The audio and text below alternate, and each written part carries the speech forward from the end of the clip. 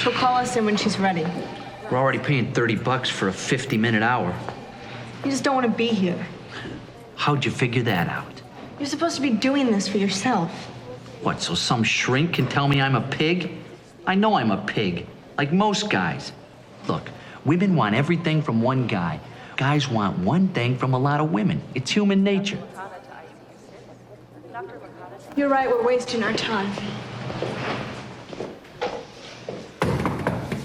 Dr. Burke?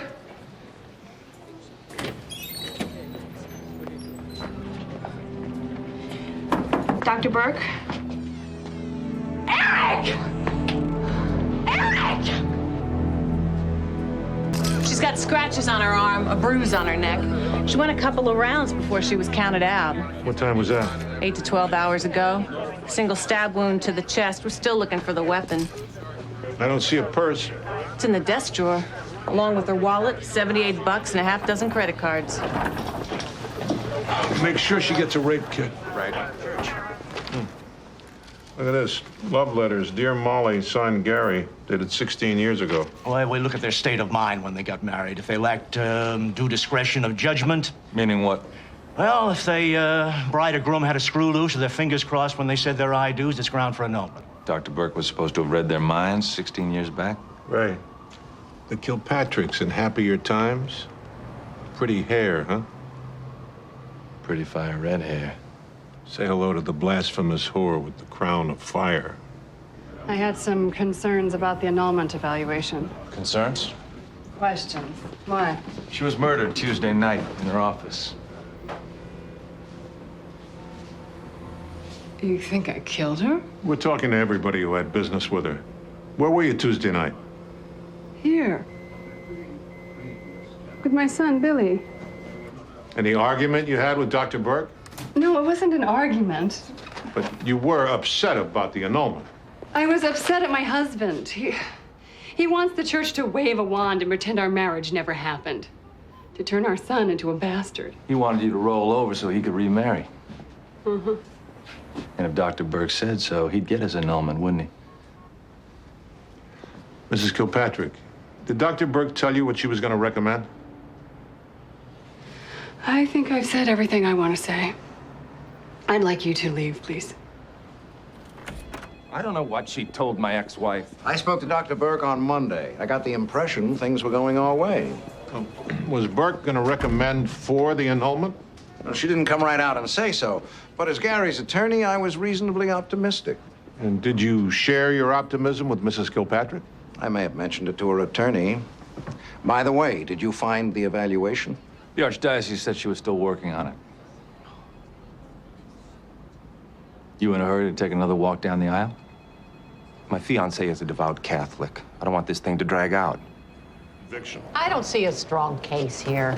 I don't see a case here at all. Nothing specifically contradicts her alibi, and nothing directly connects her to the crime. So far, carpet fibers from the victim's office have turned up at her house, and hair matching hers was found at the crime scene. All of which can be explained innocently. All we need is a speck of blood where it doesn't belong. I didn't kill her. Why don't you believe me? Molly, please let me handle this. Are you putting Mr. Kilpatrick under the same microscope? His alibi can be corroborated. By David Harrigan? Before you take his testimony at face value, look at his banking practices. Yeah, well, look, we're not going to settle this today. Let's talk about chopping this bail in half. Out of the question. Now, if you want to talk about a plea. With what you've got? Given her state of mind, we're willing to go to man one. That's a minimum of 8 years in prison, Mrs. Kilpatrick, instead of 25 if you're convicted of second-degree murder. You'll get laughed out of the grand jury first. We're done here. Come on. Heck of a lawyer. She's using us to grind Redfield's face into the ground. If he committed fraud, it wouldn't be a waste of our time. I don't like to be manipulated. All of a sudden, you don't need Miss Atkins' testimony to convict her client. 6 months in Rikers for contempt will compel her testimony. You hope. Her client is guilty of murder. We're supposed to let her off with 3 years and help her gouge her husband for alimony? You'll get over it. We've opened an investigation into Messrs. Redfield and Kilpatrick, and we'll make a sentence recommendation for Mrs. Kilpatrick. I don't understand what's going on here. Didn't Mr. Behrens explain it to you? Yes, but I didn't kill Dr. Burke. Molly, it's best we just listen for now. You're up, Miss Atkins. I'm sorry, Molly. They're forcing me to do this.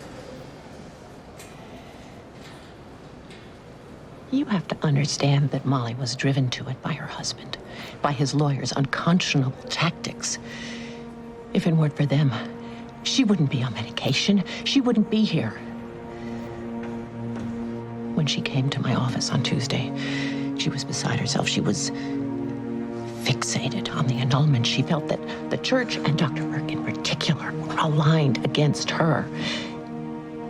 She said,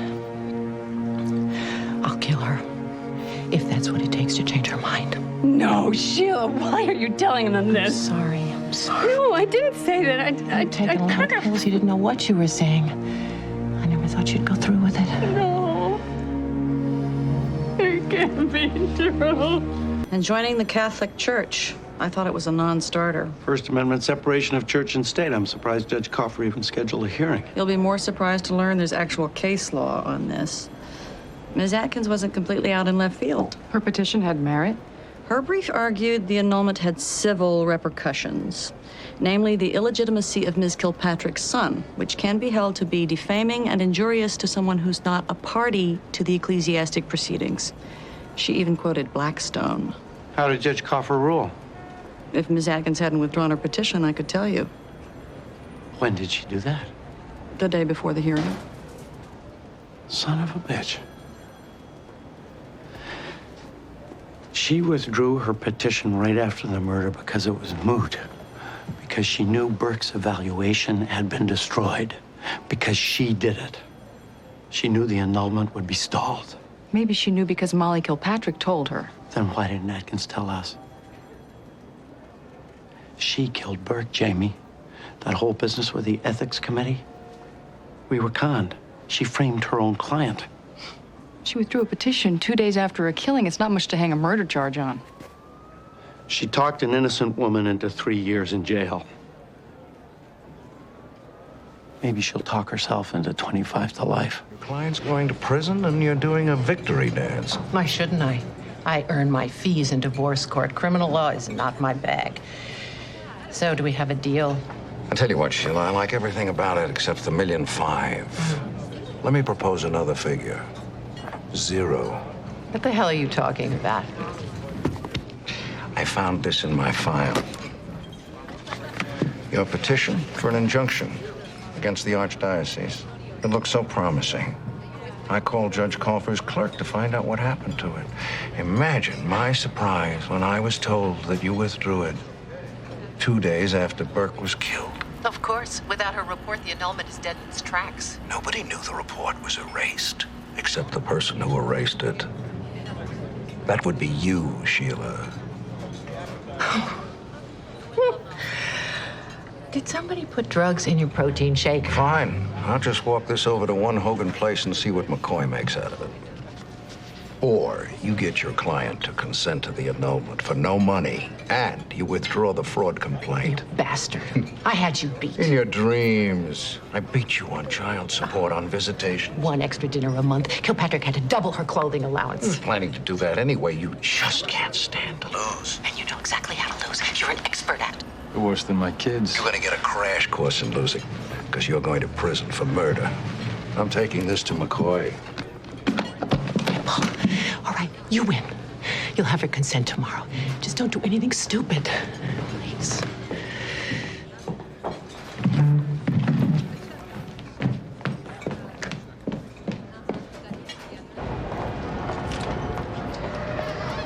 Miss Atkins?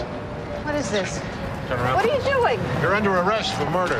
Let her start making criminal law your bag, Ms. Atkins. You have the right to remain silent. Anything you say can't be. I practically begged Dr. Burke to reconsider her evaluation, even just to delay it for a few weeks, and she refused.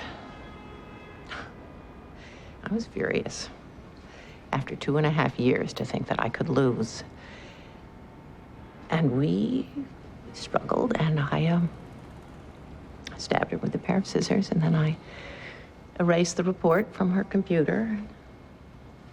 And your statements to the district attorney regarding Miss Kilpatrick? I lied. And I apologized to her. She trusted me with everything. She gave me a free hand in how I handled her divorce. I tried to defend her rights. I'm sorry. You killed my wife to win a divorce case, and you're sorry!